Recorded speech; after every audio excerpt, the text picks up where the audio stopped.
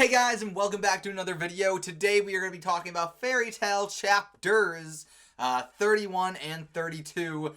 It just got away from me, and I figured by the time I thought about it again, might as well just wait until the next chapter comes out. So now we are here, and I'm kind of glad I did because chapter 31 is a generally pretty quick chapter. It's mostly just brawling between Natsu and Gajeel. There's a few things here and there, but like most of it is just them bashing against each other, which is pretty cool in its own right. However, I don't know if I would have wanted to talk about it in just a single review. I don't know. Either way, it was a pretty cool chapter. It's a lot of fun, mostly. Like I said, it's mostly just Natsu and Gajeel, like, fighting each other and kind of going at each other. And, it's really kind of interesting to see how much they've grown since the last time they've actually fought each other. Because before, they didn't even have, I don't think that they fought each other since they got their secondary abilities. But now, Gajeel's got his, Iron Shadow Dragon magic going on, so he can kind of do into the shadow and kind of do like a shadow sneak thing and like go up and give a uppercut to Natsu, and then to like kind of combat that, Natsu's got his fire lightning dragon magic. So it's kind of cool to see that like they've really grown and gotten much stronger since their last bout. While this is happening, Happy is watching, and he gets approached by Lily, who I honestly forgot was not a thing, but I forgot that he'd be around for this kind of thing. And Happy gets really, really lucky because Lily really could beat the crap out of him. Happy is not a fighter. He is not interested in any of that. And he tells Lily, and he's like, wait, hold on, I can't fight you, I'd get beaten. And lucky for him, Natsu's lightning magic portion of his magic basically scares off Lily, and because he hears thunder, and that sets him off. Even if he's whited out, he's still got that phobia of lightning and thunder, so that scares him, and Happy is able to knock him out with a fish. And so that basically ends pretty quickly there, but Happy got really lucky there, because if Lily had wanted to actually fight him and actually went through with it, Happy would be a diced up cat. We then jump to Lucy's fight, and it's, again, Lucy and Loki and Virgo up against Elfman, Lizana, and Mira, and it's a little bit of a tough fight. Elfman actually has a new takeover animal, which is like this weird lion thing, but like it's got horns. It's clearly just a monster that resembles a lion. But he's going up against Loki, who is the like celestial lion, whatever. He's Leo. So they kind of do some thematic stuff with that. And then we also get to see a new ability of Lucy's, which is pretty cool. I mean, at the very least, it's like, it gives her a little bit more to work with. So we, at the beginning of like, the like kind of end portion of Fairy Tail, we got this star dressed ability that she has, and she can dress like whoever she's summoned, or I guess not whoever she's not summoned, or whatever. She can dress like whatever, and that kind of gives her a physical power boost, and she can use some attacks herself. So it's really cool to see that she can do this new ability, which is a cross star, or a star-crossed dress ability, where she can combine two dresses, or two of her outfits together to make one more powerful ability, and one more that gives her a little bit more of a boost. So that's the end of chapter 31. Again, it's like I said, most of it is just basically a lot of brawling between Natsu and Gajeel. So there's not a whole lot to unpack other than just, hey, it's really cool. It's like, I know they're friends, but they're fighting, but it's kind of cool to see them go at each other because they don't usually fight. So it's kind of interesting to see them fight again. But yeah, that's the end of that. Honestly, I would say chapter 32 is a bit more interesting in terms of just like new information, because that's when we really get to know more about Lucy's new star-crossed ability with her dress, and we get some new other abilities here and there, and just there's a lot more interesting things, I guess, in my opinion. So in this chapter, we've got Virgo going up against Mira, Lizana and Lucy going up against each other, and Elfman going against Loki. And to counter Lucy's new, like, star-crossed dress, Lizana shows off something new of her own, and it turns out that she can take over, like, a fox. I guess it would be a fox demon, but it's a nine-tailed fox. animal, and that's pretty cool. I like that they're using some kind of like mythical. I mean, obviously they're all mythical. Like there is no lion with horns coming out of its head with Elfman, so whatever. But this is kind of more of a like real world myth, the nine-tailed fox, and that's a really cool idea. I like that she could turn into this like kind of really cool looking nine-tailed fox girl. Unfortunately for Lizana, it's a short-lived power-up for her because Lucy ends up using like this new fancy it's basically like a bunch of beams of light coming up from the ground, and I think she calls it like a lion maiden or something. It's a longer name. I'm not gonna commit it to memory, but like it's basically like a bunch of beams converging on the enemy, and they form into this one giant beam that takes them out. Lizana gets taken out, and Lucy tries to take out Mira and Elfman at the same time.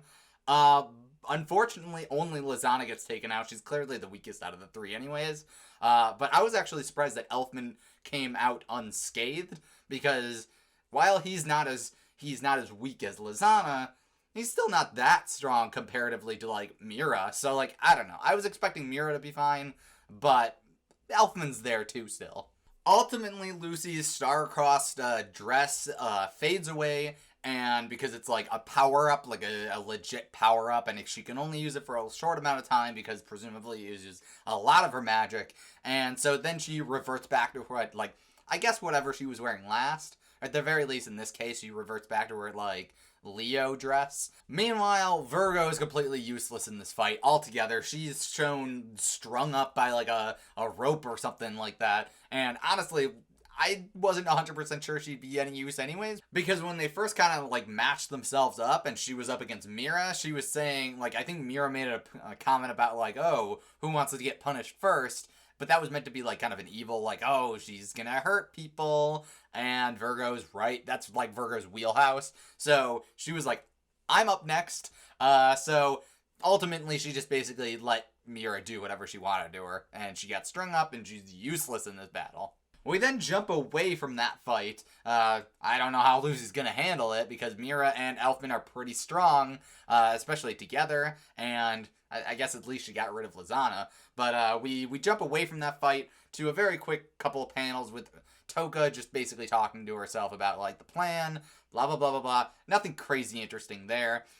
We then jump again to Wendy, who is flying towards the right shoulder location, and then finally, well, not finally, but like pseudo-finally, we jump to Urza, who is headed towards the left hand, and she quickly takes out Jet and Droy, which, again, not surprising there. Like, it's the same with, like, how Natsu ended up taking out, what, I think it was, like, Romeo and Wakaba and, Wakaba? Yeah, Wakaba and Macau. So, Macau?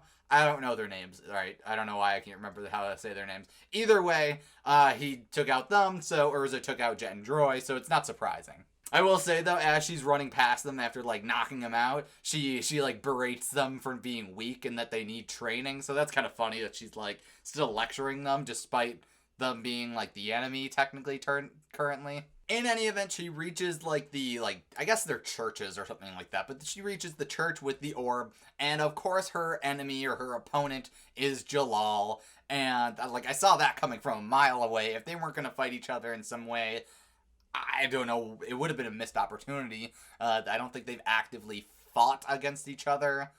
Maybe, like, ever, because I feel like even during the Tower of Heaven stuff, she didn't fight him specifically.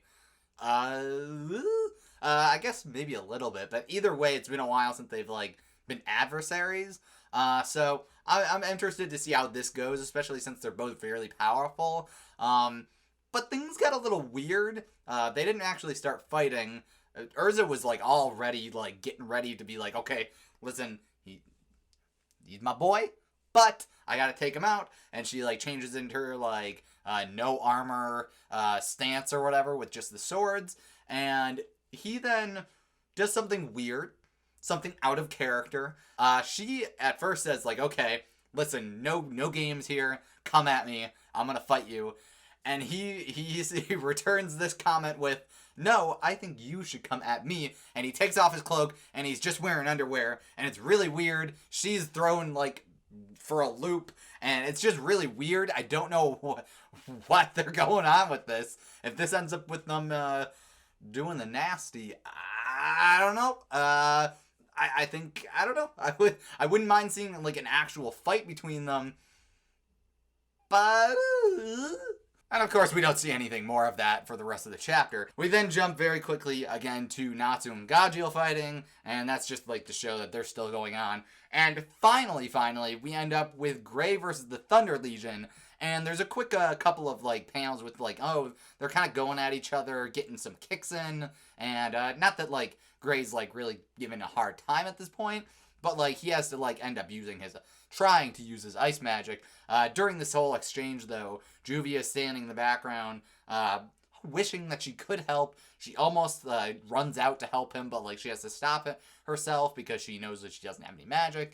And then she also gets like irrationally jealous of Evergreen because, you know, there's another woman around Gray, she's gonna get jealous. But in any event, Gray ends up trying to use some ice make magic. Ultimately, Freed stops that, though, because he sets up, like, a barrier around them that, like, negates all ice magic. And while it's cheap in a sense because that's Gray's, like, bread and butter, he technically could use other magic. And that's what they say, where it's like, oh, well, like, how kind of Freed? He can use other magic. That's, like, he's not totally useless or defenseless. But obviously, it's, like, that's supposed to be, like, him becoming, like, nothing. Ultimately, though, they are in trouble because he can still technically use his Devil Slayer magic, which I don't know how that differs from just, like, they just said in, at least the translation that I was reading, just said ice magic. So, I imagine that they mean, like, ice maker magic. So, that allows him to use his Devil Slayer magic because that's not, while it's technically themed ice, it's technically not ice maker magic, technically. It's different. It is different entirely. And also it's like on a whole other level, so I doubt that it would have any real problems with this kind of spell that Freed's set up, so I doubt that it's going to be an issue for him. But Gray ultimately says, like, hey, listen, if you're not going to let me use my Ice Maker magic, you're going to have to deal with, like, the demon inside of me, because that's what's going on. He gets his black arm and, like, hair on standing on end, and he's ready to fight. And honestly, I'm looking forward to it because we don't get to see a whole lot of Gray using his, like, Devil Slayer magic, and I really like him using it because it's really cool. That, I think, is all of the information that we got in these chapters.